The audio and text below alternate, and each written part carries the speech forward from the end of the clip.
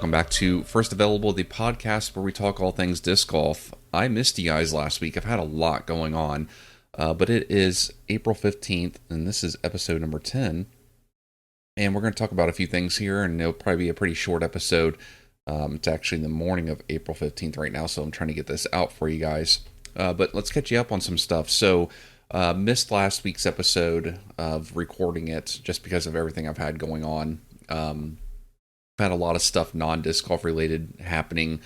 First off, my Facebook account, my personal account, got locked due to suspicious activity, which was a whole fiasco that happened on like April 1st. Took me like 10 days to get it unlocked. It was just the ring around. Facebook said that there was suspicious activity, and they suggested that I set up two-factor authentication, which I already have set up. I'm a tech nerd. I've talked about this before. I would follow the steps to unlock the account, which would include they send a code, you'd go to unlock it, you had to upload an ID. I did that. It would say successful, and even got to the point where I even got an email saying, congratulations, your account's been unlocked. Click on this link to set your password and stuff like that. And you'd go through all those steps, and it immediately take me back to a lock screen. And it took me actually getting in touch with a real person instead of just an automated process to finally get it unlocked. It sucked. So that slowed things down, and then I'm not sure that I have talked about this on the channel yet, but I had a lot going on work-wise, so I'm going to dive into some personal work history stuff here, so if it bores you, just skip ahead a little bit. But I've been with my company that I work for since 2010. I joined them, so it'll be 14 years this summer that I've been with them, and it's been a great company to work for, and I've been very happy. It's the first professional company that's treated me good. My jobs before that were, even though the company prior to that I worked for 4.5 years, I was not happy there. I've been very happy where I'm at now. And I've even had some, I don't want to say job offers, but I've had, plenty of emails and headhunters over the years come over and, say, hey, there's a job that we're looking for someone. We saw your resume. You might be a good fit. And I've just kindly, decline even doing an interview because I wasn't interested in leaving where I was at.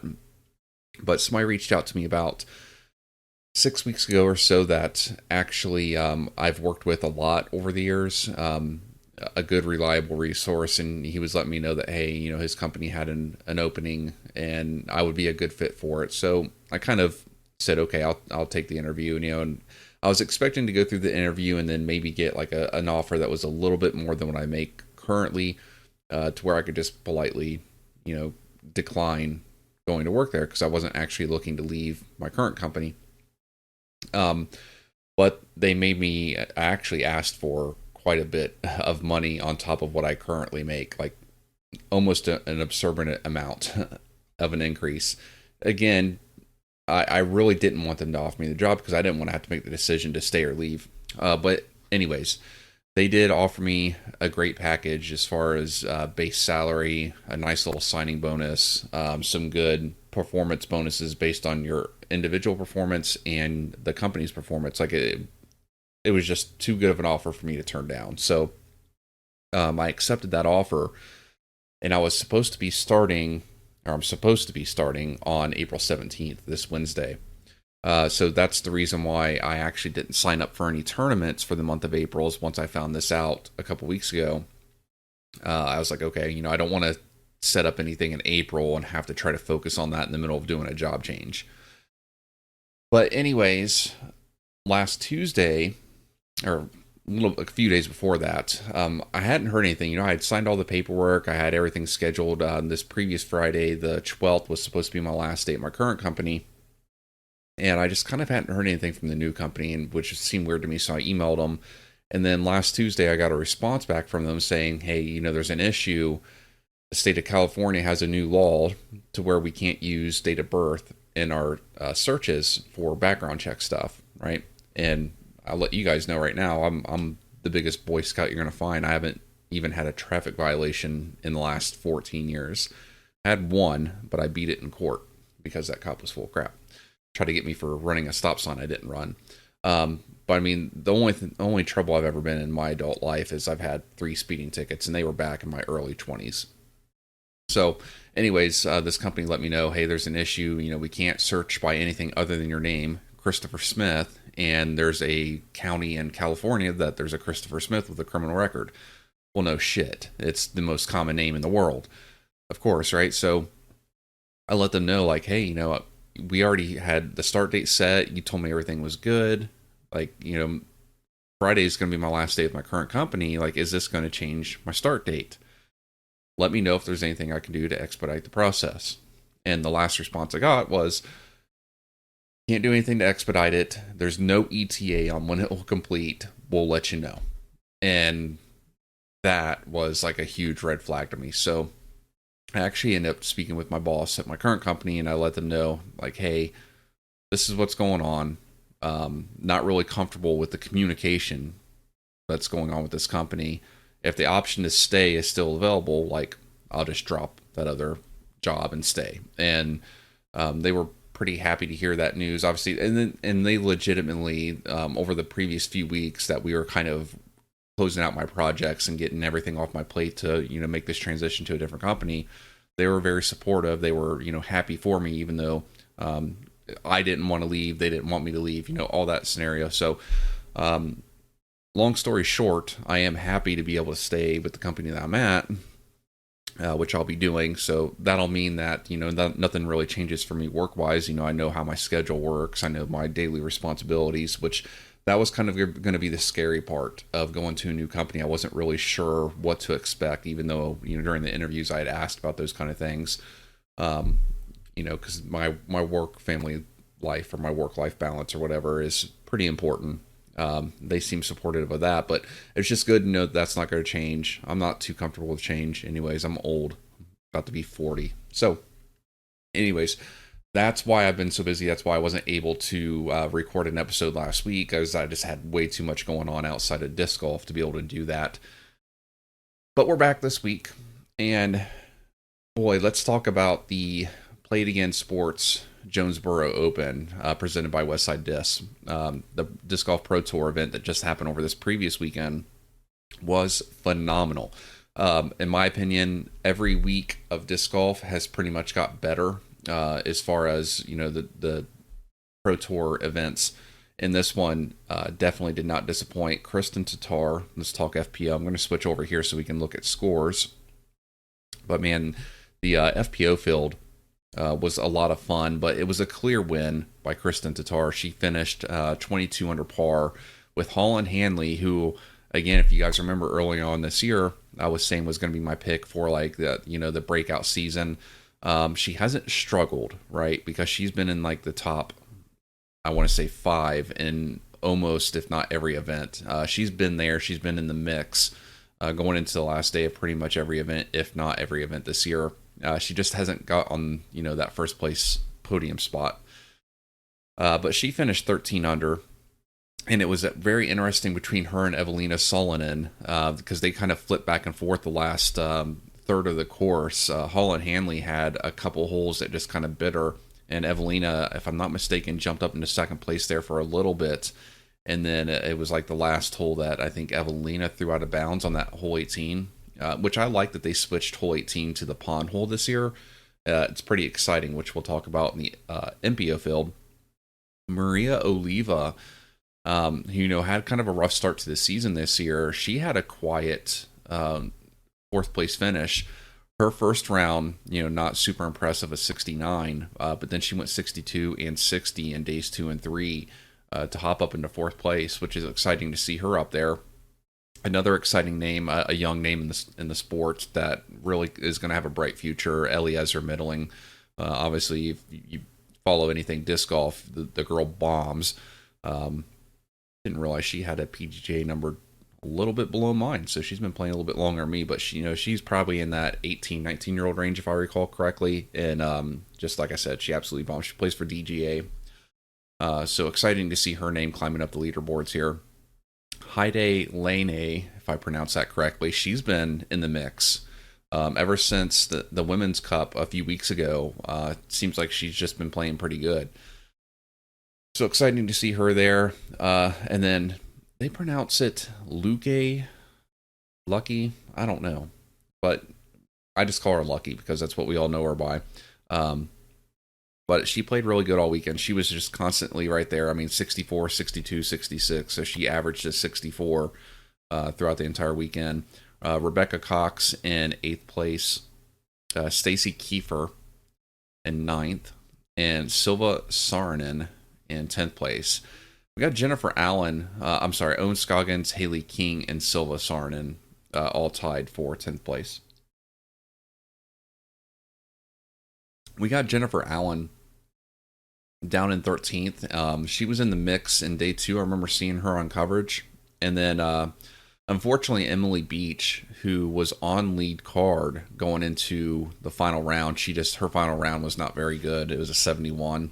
So she went 66, 60, and then a 71 to finish.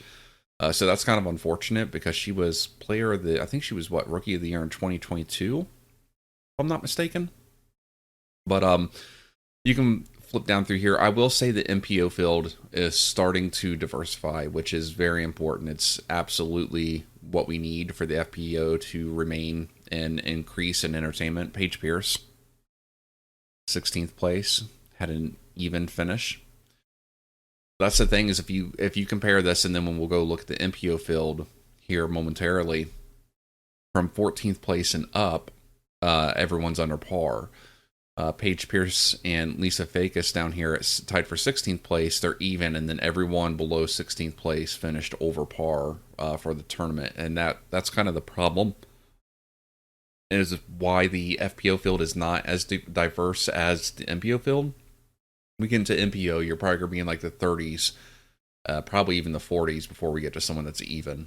We'll check here in a little bit, but other than that, just kind of floating through here, seeing if there's any names that stand out, why we didn't see them over the weekend. A lot of these names, Allie Smith is down here in 24th, along Deanne Carey, 26th. Sayananda doesn't get enough credit. She's a very good disc golfer. She's down here in 19th place, along with Valerie Mondano. Katrina Allen's in 22nd. If I'm not mistaken, I saw Katrina Allen is expecting, so probably won't see her on the tour through the end of the season, I'm guessing, but we'll see. But yeah, even when you got someone like Katrina Allen, Missy Gannon, who won the Women's Cup a few weeks ago, she finishes in 22nd for over par. There's a lot of names down here. Owen Scoggins finished in 10th. But yeah, Kristin Tattar had control of that event the entire way. I mean, she had, 6-stroke lead? Yeah, 6 strokes after round 1. I'm not sure what she had. After round 2, she had a 7-stroke lead over Holland Hanley, I do believe. And then she finished 7 strokes over... Who was it? Oh no, she finished 9 strokes over Holland Hanley. She must have gained 2 strokes on her. 2 or 3. I don't know. It's something like that. But the one thing I'll say is that Kristin came out hot on the final day. And then on the back 9, take a look here. She kind of, I don't want to say slowed down. I think that, like right here, she opens up birdie, par, bogey, and then 4 birdies in a row, and then finishes out 2 pars. So through 9, she's 4 under. And then on the back 9, she just goes even. She goes 3 bogeys, 3 birdies, and 3 pars. And she kind of slowed down there a little bit. If you look at this hole 8 through 13, she actually lost 2 strokes in those 6 holes. But she didn't need them. And I remember there was one point when she hit this birdie on hole 17, and Holland Hanley birdied it too. Just keep that in mind. Let's go back to the overall scores.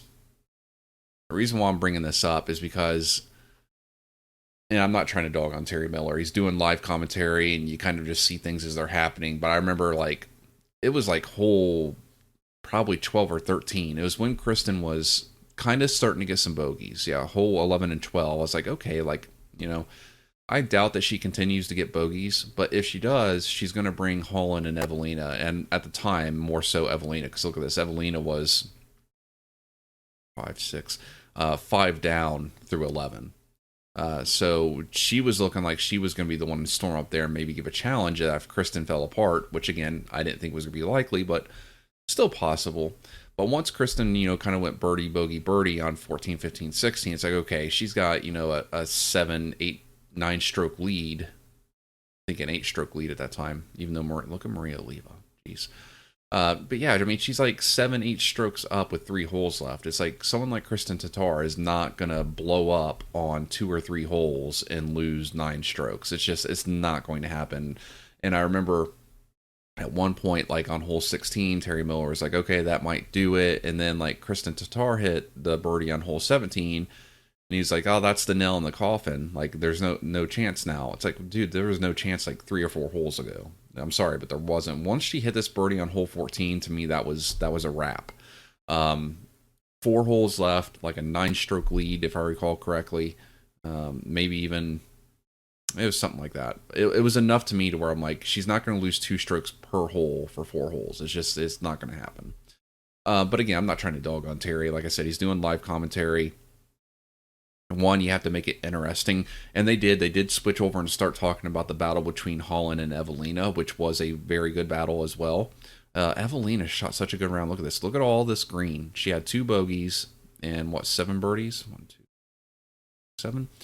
7 birdies. Maria Oliva unfortunately bogeyed hole 18 because she had a really hot back 9. Look at this. She was 7 of 8 right here on the back 9. Front 9 was nothing spectacular. It was just even. 1 birdie, 1 bogey, rest pars. But a good way to finish your tournament, right? You want to go out. Would have just been nice if she could have either parred or even birdied hole 18. That would have been pretty exciting. But the Jonesboro course was very fun, I thought. Let's head over here and talk about MPO, which was it was a blast. The only thing that I wish could have happened differently in MPO, if I could change anything, was I wish there would have been a playoff. So you had, after day 1, we had James Conrad on the lead card, which was exciting, but it's been a trend, it feels like, with him lately, is that he'll do good in like maybe round 1 or 2 and get onto the lead card, and once he's on lead card, he just doesn't have the best round in the world. Simon Lizotte, I'm an MVP fan, so obviously I'm talking about these MVP players, but Simon Lizotte was in the mix. He made lead card for last day, but his last round wasn't phenomenal. It wasn't bad. I mean, looking at it now, it was a 57. It was one worse than his first round. He just had some unfortunate things happen in the first 5 or 6 holes or so, which we'll get into. But let's go down the list real quick. Well, while I was talking about MVP, there was another... Oh, no, I'm mistaken. It's I was about to say Kevin Kiefer was in there, but I'm pretty sure he's a Latitude player. It's his wife, Stacy, that I believe is an MVP player on the FPO side. But real quick, let's run down the leaderboard here. We have Anthony Barella winning his 3rd tournament this year, right? So he finally got the monkey off his back, finally broke the ice of winning his first Pro Tour event back on the first event of the year, the one that was down in Florida. And since then, he's won 2 more. He won, I believe, Texas States, and then he won the Jonesboro Open. And he won this one in spectacular fashion. So he was kind of in the mix, but not really. He didn't have the best first 12 holes or so. And then Nate Sexton even said at the par 4, I believe it was. Is it a par 4? Let's check. Hole 14. Hole 14 is a par 5. And he was saying whoever wins this tournament is going to eagle hole 14. And he was, along with Gavin Babcock, Ricky Wysocki, Jake Hebenheimer, Alden Harris, Cole Redallen, Parker Welk, and that's probably going to be it. Nope, Adam Hammis. Not too many other people.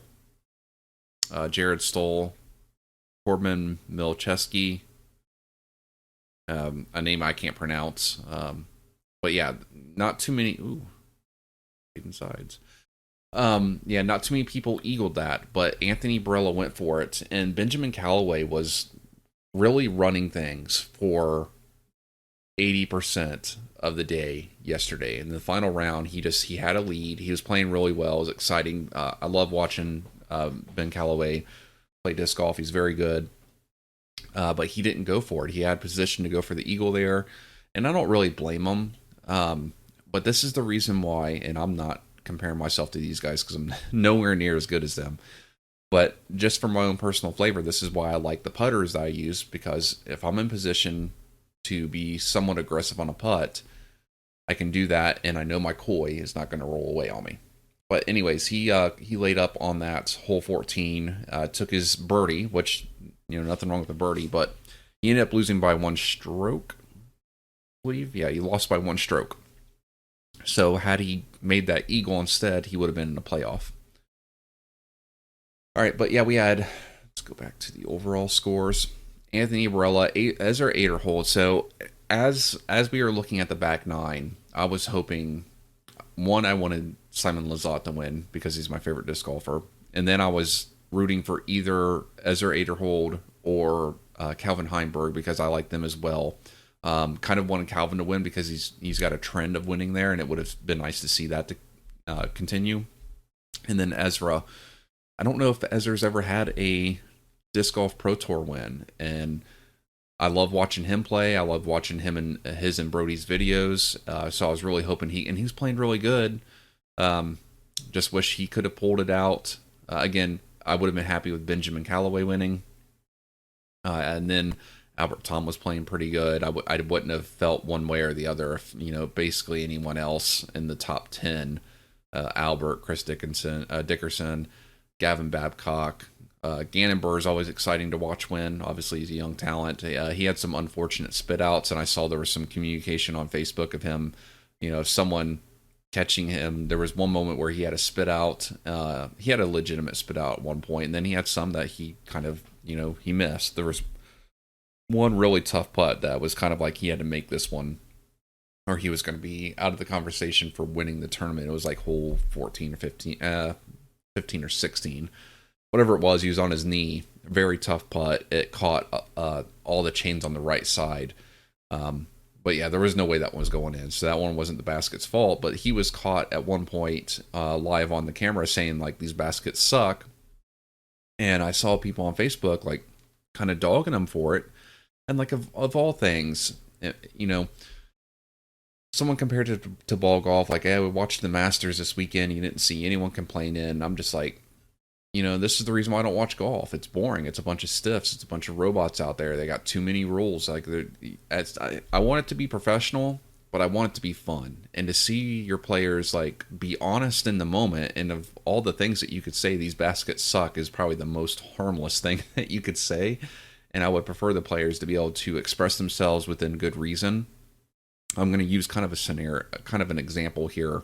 And again, I don't want to dog on Nico. I've tried my best in the 3 years now that I've been in disc golf. Almost crazy, it's been less than 3 years, but in the time that I've been in it, I've been very cautious to try not to let other people's opinions of like a certain disc golfer kind of sway me. If like if you see on Facebook that people dog Nico all the time, like, yes, I've seen some scenarios where, he didn't act the best, but I want to make my own opinion. I don't want to, I don't want to hop into disc golf as late as I did, and then use everything that happened before I was a fan of the sport to like either like or dislike someone. I want to have my own opinions on it. And so that's the approach I've taken with someone like Nico. I've told you guys before, I only have like 2 disc golfers I don't like.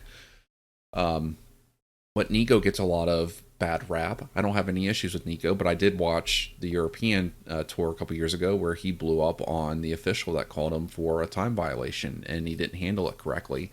But that's a good example of something that we don't need in the sport, right?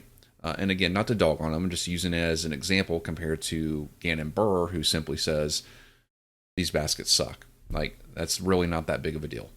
He didn't even cuss using it, right? So, I don't know. It was a super exciting MPO finish. Like I said, the one thing I would have really liked is if there would have been a playoff. Whenever I used to watch baseball, or whenever I watch football, or when I watch disc golf, unless like obviously if Simon Lizotte or Eagle McMahon when he gets in there, or James Conrad, if any of these players, if any of my favorite players are like poised to win, I won't root for a playoff because I just want them to win. When it's more of like, and I did want Anthony Barella to win the first tournament this year. Like, I did want him to break that ice. But since he has won, I would have preferred to have seen like a Barella, Heimberg, maybe Benjamin Callaway three-way playoff would have been sweet, just to get some extra free disc golf because I'm greedy. But yeah, Callaway had the lead. Excuse me 1 second. Callaway had the lead going into hole 18. He had a one-stroke lead. The unfortunate side of things was that he was up first to tee, and hindsight's 2020, right? So I don't want to judge his decision, and I don't know him well enough to know whether or not his tee shot was comfortable for him to go huge hyzer out over the pond and try to stick the green. I will say this. I would rather lose being aggressive than lose laying up. So the fact that he went for it and tried to stick that green and give himself a guaranteed par and a shot at birdie, I don't think was the wrong play, is the best way I'll put it. It was aggressive. He swung it out. It was just a little bit too low, so it didn't have enough time to get back in bounds. It was pretty close. It was honestly, it cleared the pond, if I'm not mistaken, or maybe hit like the swampy part of the pond coming back onto the island. But then there was some like dead grass and shrubs and stuff there that it looked like it caught on to where if that area was cleaned up, it would have skipped in. And I'm not saying that like that area should be cleaned up. I'm just saying like he was very close to sticking that green and at worst case scenario going to a playoff, because he would have had a shot at he would have had a good shot at birdie because he would have been on the pond side of the basket to where he didn't have a death putt, and he would have had a shot for birdie to win the whole thing, or make his par and go to a playoff with Barella, because Barella, when he stepped up, obviously he has a cannon, so he made the adjustment, went high out over the right, and he landed like 2 feet in bounds, and his disc had like no ground play at all. It hit the ground, skipped a foot or two, and just sat down right where it was at. So he was in position, since Callaway was going to be taking, unless he threw in from the drop zone, Callaway was going to end up walking away with a bogey on that hole. Barella was just able to lay it up and take his par and have an easy win from that point. And then Calvin Heimburg was the other player. He was still in the mix. He was 24 under at that point, I believe. So Barella finished 24 under. Aderhold, Callaway, and Heimburg all 23 under. But Calvin Heimburg, I was hoping, okay, well, at this point, Callaway's out because he's OB. Unless he throws in from the drop zone, he's going to be, second place finish. Calvin Heimburg still had a shot to take it to a playoff with Barella, and he did the opposite of Callaway, where he just sawed off his drive just a little bit early, a little too safe, and it ended up going OB left side. So he was in the same position where he had to throw in from the drop zone, which he did not do. But it was good. He played good all weekend. And then the other name again, because he's my favorite player. Let's check out Simon here. Click on his round. So Simon went 56, 54, 57. And the shame part about this, with him shooting a 57, what was his... He finished the overall tournament with a 167, so 2 strokes out of first place. And when we look at his scorecard from just yesterday, we can easily find places for those 2 strokes. All right, so the par 4 on hole 4, 750 feet, he bogeyed, took a 5. He had a hot finish, and here's the problem: is that early on, I don't remember hole by hole because I was multitasking when it was going on, and I was watching it. But he had just some putts that were they just weren't there. They were very close, but they didn't go in. So his front 9, he went even, 1 bogey, one birdie. Back 9, he goes birdie par, birdie birdie birdie birdie, par. I'm sorry, bogey. Birdie birdie. So if you just take away his 2 5s, and one of these holes, like, he had pretty much given up the win, and like there was one hole where he was pinched off in a bad spot. I want to say it was hole 10. Was it hole 10? There's no way it could be hole 10. Whatever it was, he was pinched off, and he threw like this high sky bomb, like he flipped his hat around backwards. Oh, I just made my camera focus in on me. A high sky hyzer, typical Simon line just to have fun. It went like basically nowhere. I wish I could remember what hole it was, but like he was playing around. And then after that, and maybe that's what he needed to loosen up. I have no idea. But after that, he goes super hot. He goes 6 of 7 to finish the tournament with 1 bogey.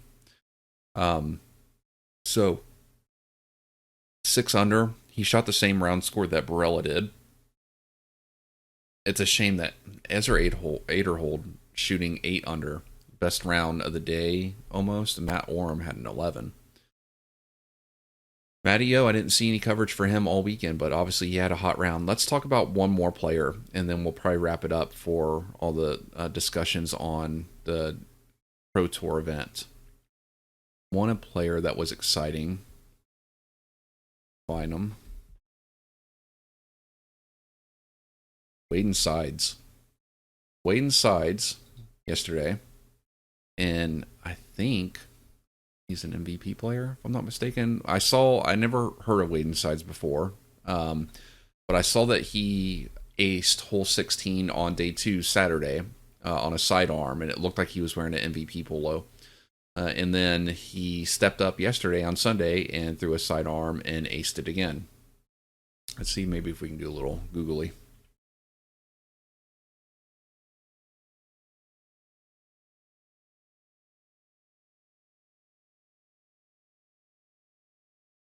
Yeah.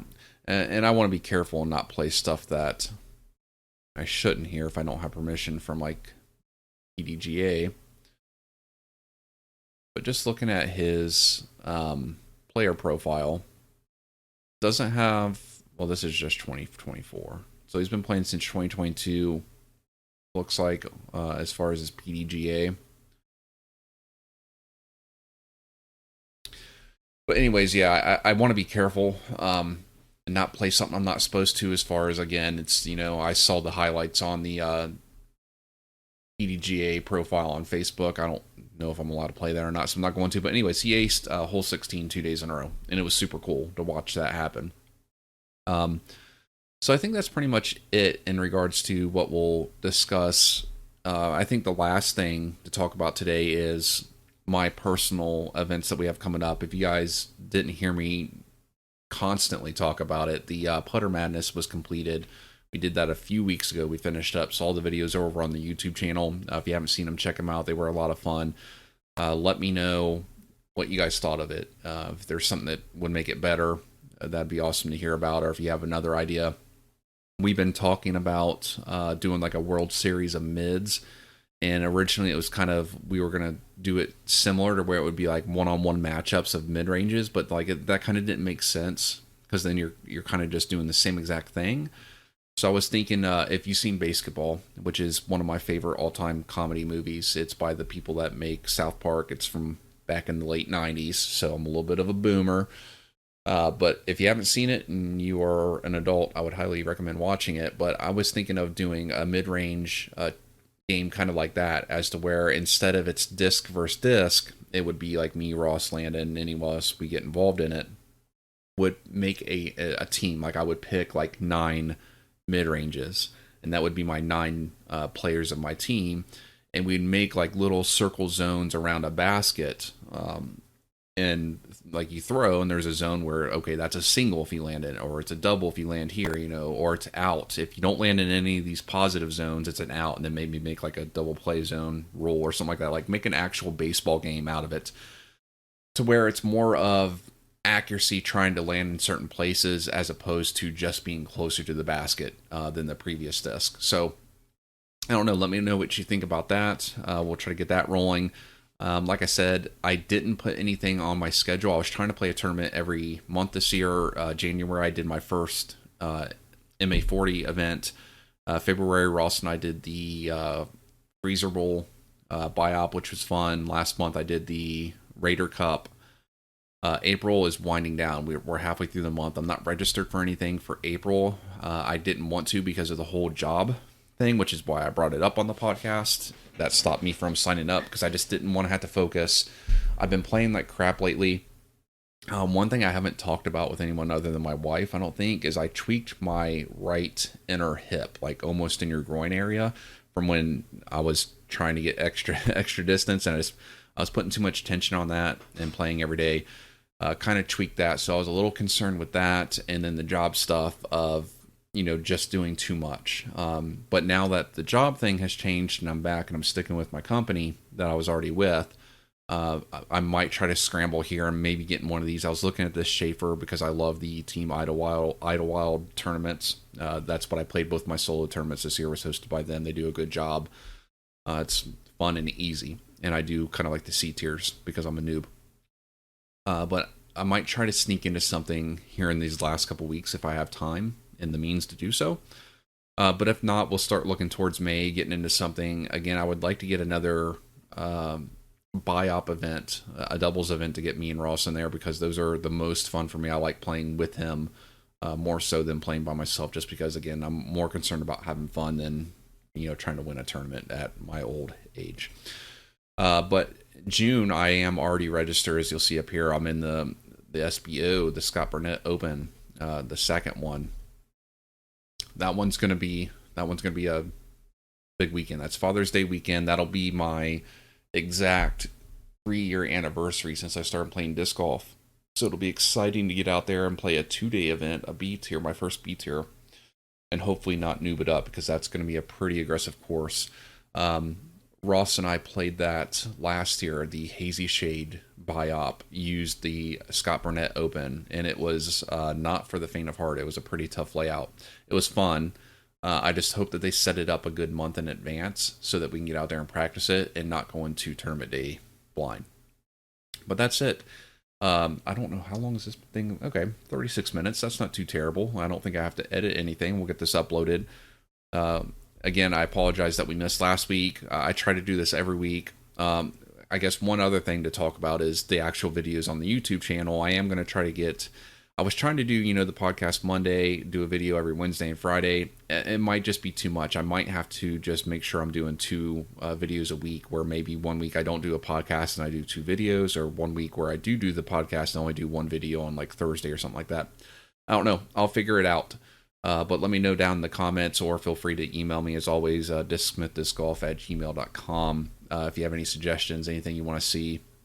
I did go up on Saturday to record a very short video. I'm trying to do something other than just always going to Huber Heights. So as the weather gets better, I'll start going to other courses and doing other videos. I was going to try to... I actually went to Huber Heights on Saturday and took my Envies there, and I was going to do a requested Envy video, but I had the girls with me, my daughters, and they were playing, and the park was kind of busy, so I didn't feel comfortable, even though it's a small park, kind of walking away and leaving them, to their own whatever. I canceled the video because I wanted to hang out with the kids and make sure that they were safe and able to play at the park, because they don't get out to that park very often. So we had a good time, but I wasn't able to record. But we'll get something up later this week. So if you have any suggestions, anything you want to see, anything like that, just let me know. And other than that, I think that wraps it up. As always, I do appreciate you. Make sure to subscribe to the YouTube channel if you haven't. Once we get up to, what did we do? We did 100 last time, either 200 or 250. I haven't made up my mind yet. Once we do one of those, I'll do another giveaway. I actually do have a couple things to talk with.